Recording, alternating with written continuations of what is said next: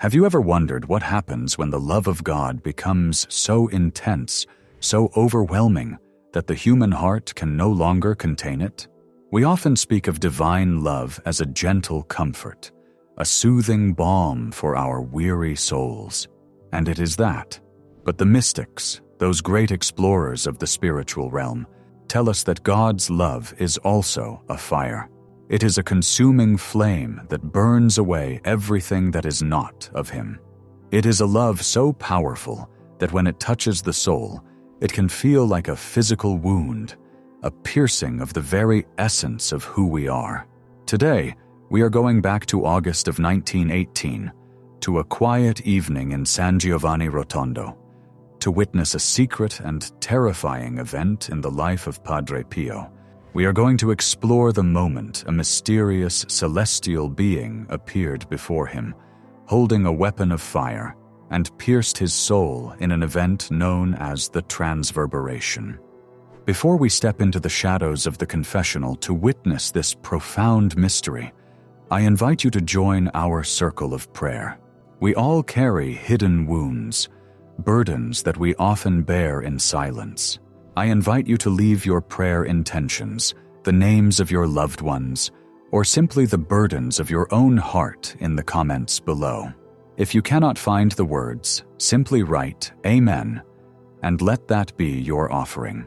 And as you scroll through, if you see a request that moves you, please reply with a word of encouragement or a simple, God is with you. In this small act of charity, we become a sanctuary for one another, ensuring that no one in this community walks alone. The teaching we explore today is one of the most profound mysteries of the Catholic mystical tradition. It is the concept that the heart of a saint is not merely a pump for blood, but a spiritual vessel that can be expanded, purified, and even wounded by the sheer magnitude of God's desire for it. Padre Pio taught us that suffering, when born of divine love, is not a punishment. It is a transformation. He believed that for a soul to be truly united with its Creator, it must undergo a kind of spiritual surgery, a transverberation, where the barrier between the human and the divine is violently, yet lovingly, broken. This is not a story for the faint of heart, but a testament to a love that is stronger than death. To understand this event, we must first understand the setting. It is the summer of 1918. The world is convulsing in the final throes of the Great War. Europe is bleeding. But in the remote, stony hills of the Gargano, in the humble friary of San Giovanni Rotondo, a different kind of battle is taking place. Padre Pio is 31 years old. He is young, often sick, and lives in a state of constant spiritual tension. To the outside observer, he is simply a frail Capuchin friar, devout and humble. But inside, he is a man under siege by the divine. It is the evening of August 5th. The summer heat hangs heavy in the air, even as the sun begins to dip below the horizon, casting long shadows across the monastery grounds. The day has been ordinary in its duties. Padre Pio is in the church, attending to the boys of the Seraphic College, the young students entrusted to the friar's care. He is hearing their confessions, offering guidance, listening to the small, innocent sins of youth. It is a mundane, peaceful task. Padre Pio is standing in the confessional, or perhaps sitting quietly, listening to a young boy unburden his conscience. The church is silent, save for the murmuring of prayers. There is no warning. There is no thunderclap, no sudden drop in temperature. But in an instant, the reality of the room shifts. The stone walls, the wooden pews, the boy kneeling before him, everything earthly seems to fade into the background. Suddenly, Padre Pio is seized by an extreme terror. This is not the fear of a man facing a worldly danger. It is the trembling of a creature in the presence of the Creator's raw power. Through the eye of his intellect, as he would later describe it to his spiritual director, he sees a figure. Standing before him is a celestial being. Padre Pio, does not describe this figure as a demon. Far from it. This being radiates a terrifying holiness, an authority that commands absolute submission, but it is what the being holds that causes the young friar's soul to recoil in dread. In the hands of this personage is a weapon. Padre Pio describes it as a long blade, perhaps a lance or a dart. It is made of iron, possessing a tip of unimaginable sharpness, but it is not cold metal. The point of this weapon seems to be spewing fire. It is alive with a flame that is not of this world. Time seems to stop. The boy in the confessional is unaware of the entity looming over them. He is unaware that the friar listening to him is currently staring into the face of a divine mystery. Padre Pio watches, paralyzed, as the celestial being raises the weapon. With all its might, the being hurls the flaming lance directly at him. It is not a physical blow that would shatter bone, though the pain is more acute than any physical injury. The weapon strikes him squarely in the soul. It pierces through his spiritual defenses, plunging deep into the very center of his being. Padre Pio lets out a groan. He feels as though he is dying. The sensation is immediate and total. He feels the sharp point of the weapon tear through his inner organs, rupturing everything in its path. It is a fire that burns without consuming, a blade that cuts without drawing visible blood.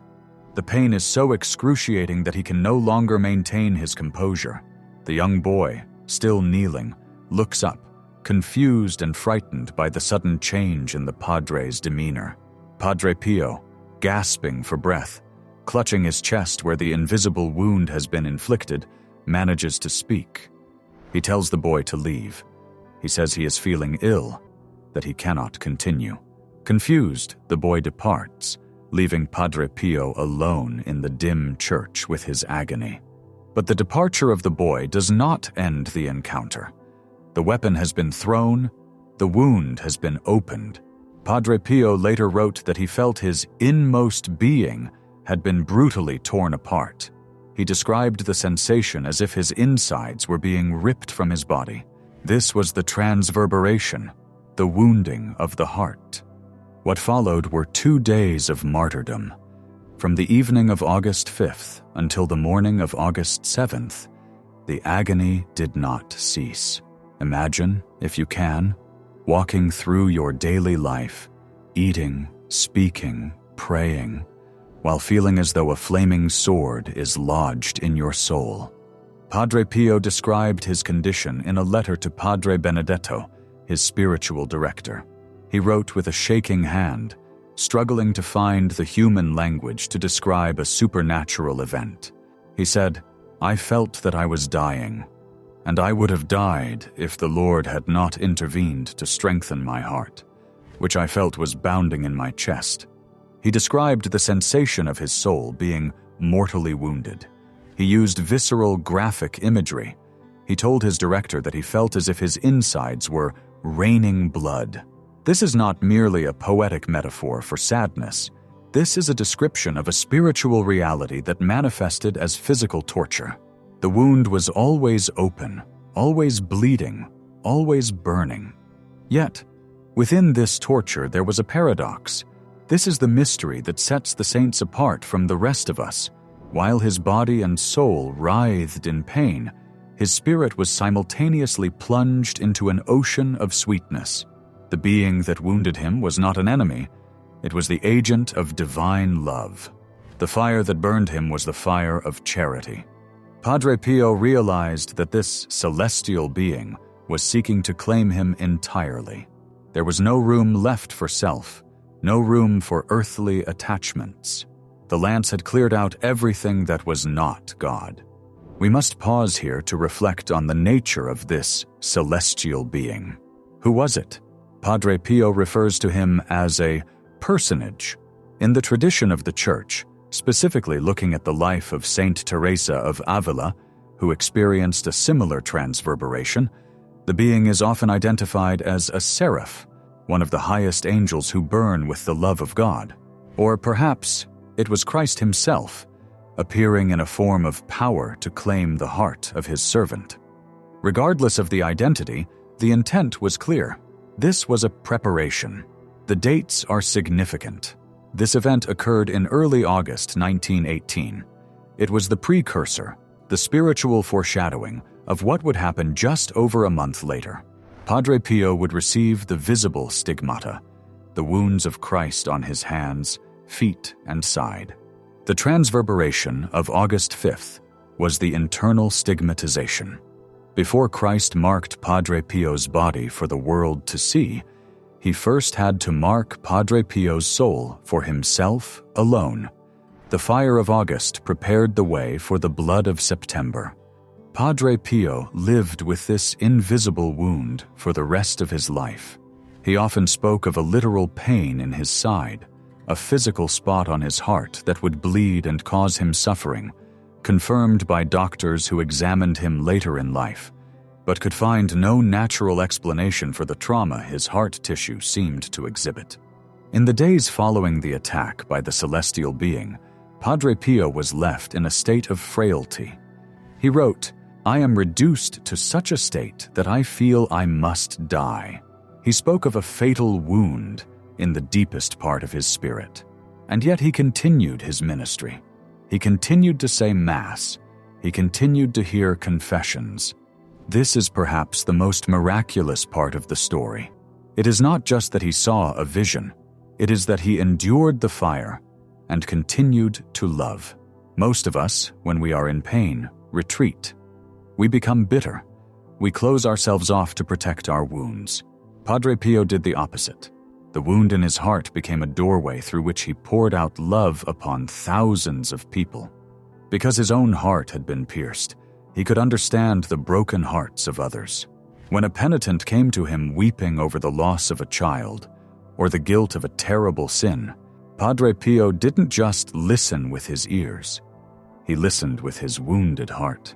He knew what it meant to feel like one is dying from the inside out. There is a lesson here for us, deep and challenging. We often pray to be closer to God. We pray for His love. But are we ready for the answer? Padre Pio's experience teaches us that the love of God is not tame. As C.S. Lewis might say, He is not a tame lion. To invite God fully into our hearts is to invite a fire that will burn away our selfishness. When we experience deep emotional pain, grief, betrayal, loneliness, we often feel that God has abandoned us. We look at our suffering as a sign of His absence. But the transverberation suggests something different. It suggests that sometimes that piercing pain in the soul is actually the pressure of God coming very close. The weapon that pierces us might be a tragedy, a loss, or a period of intense spiritual dryness. But if we, like Padre Pio, can hold on to our faith through the terror and the pain, that wound can become the place where God enters most deeply. Let us look closer at the aftermath of those days in August. Padre Pio describes a spiritual languor, a weakness born of love. He was like a man who had stared into the sun and could no longer see the shadows of the earth. The things of this world lost their flavor. He was consumed with a desire for heaven, a desire to be with the one who had wounded him. He writes of this to Padre Benedetto, almost apologizing for his inability to describe it. "I am unable to say anything else," he admits. The language of mystics breaks down because the experience is beyond words. How do you describe a pain that is also a delight? How do you describe a death that is actually the fullness of life? We must also consider the silence of Padre Pio. This event happened in the privacy of his soul and the semi-privacy of the confessional. He did not run out into the square shouting that he had seen a celestial being. He did not seek attention. He confided only in his spiritual director, under the seal of obedience. This humility is the hallmark of truth. False mystics proclaim their visions to the world to gain followers. True mystics hide their graces, feeling unworthy of them. Padre Pio was terrified that he was being deceived, or that he was unworthy of such attention from heaven. He begged God to take away the visible signs, to leave him only the pain and the love. But God had a different plan. The wound of August 5th was the beginning of Padre Pio's 50-year crucifixion. He became a living altar. Just as the celestial being hurled the lance into his soul, Padre Pio would spend the next half-century hurling his own prayers to heaven for our sake. For us today, looking back at this terrified young friar in 1918, the message is one of profound hope. It tells us that the human soul is capable of bearing the weight of divine glory. It tells us that we are made for something more than just a comfortable existence on this earth. We are made for a union with God so intense that it transcends the limits of our physical bodies. You might be asking, what does this mean for me? I am not a mystic.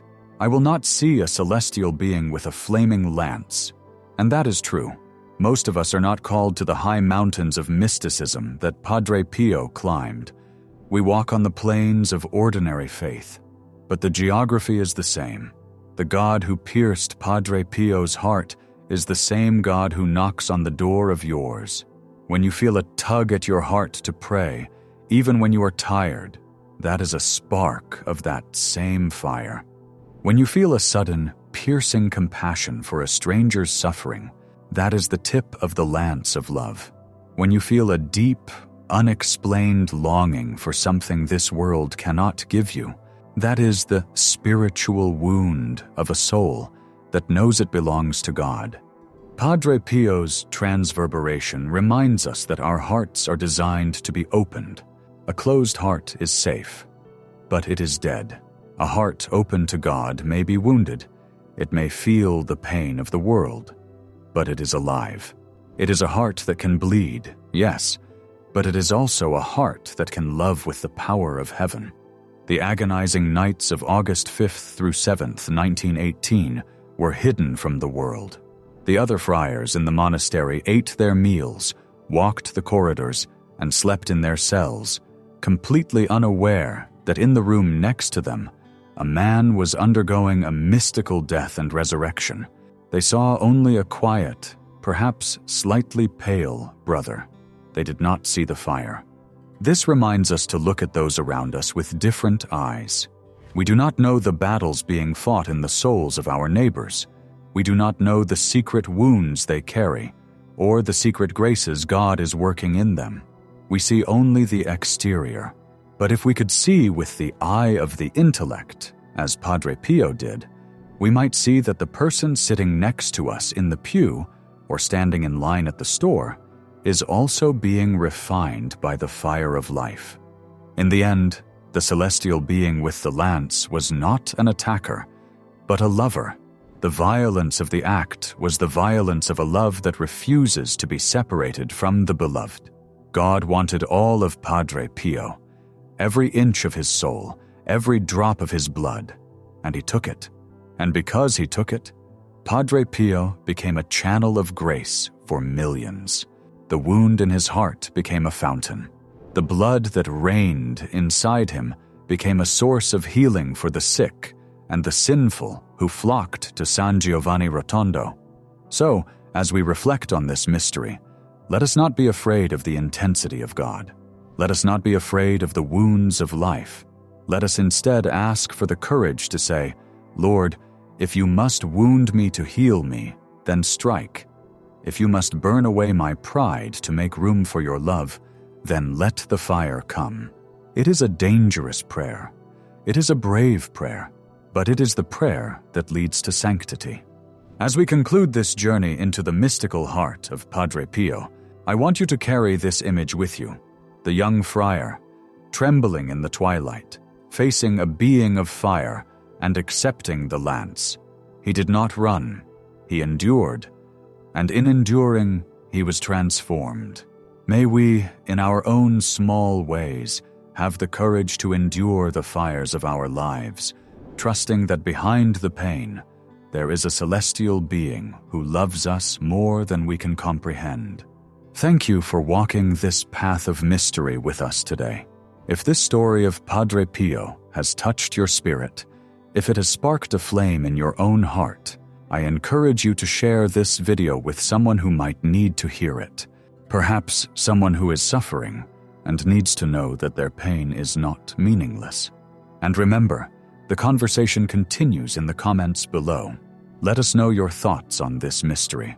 And do not forget to pray for the intentions left by your brothers and sisters. Until we meet again, may your heart be open, may your faith be strong, and may the peace of God, which surpasses all understanding, guard your hearts and your minds. God bless you.